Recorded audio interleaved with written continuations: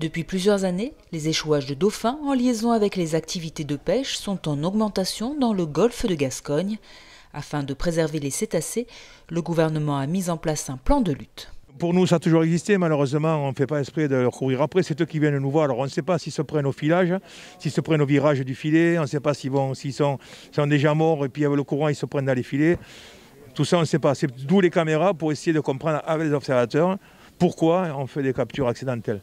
Mais il ne faut pas croire, hein, je le dis bien, hein, les caméras à bord sont embarquées, c'est sûr, on va voir évoluer la pêche. C'est quand même un grand pas en avant, mais ça n'empêchera pas les captures accidentelles. Hein. On essaiera de savoir pourquoi, vous savez. Grâce à une ou deux caméras installées sur les bateaux, ce projet, mené par l'Office français de la biodiversité, va permettre d'améliorer les connaissances sur ces captures accidentelles. C'est vraiment scientifique, ce n'est pas un contrôle.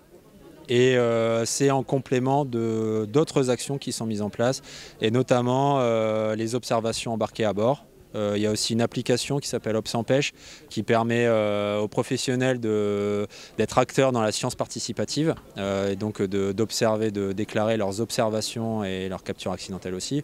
Tout ça, c'est vraiment pour mieux comprendre la présence de dauphins sur zone, et aussi les captures accidentelles, notamment sur les fileyeurs. Donc c'est la pose de filets à l'eau au cours de la marée qui est relevée après plusieurs heures.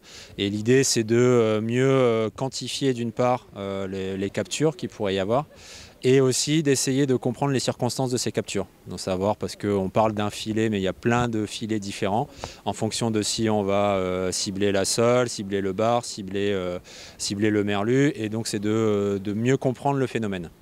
Pour l'heure, à Cabreton, seul le Joker est équipé, mais d'autres pêcheurs sont volontaires. À terme, une vingtaine de bateaux sur tout le golfe de Gascogne vont prendre part à ce projet.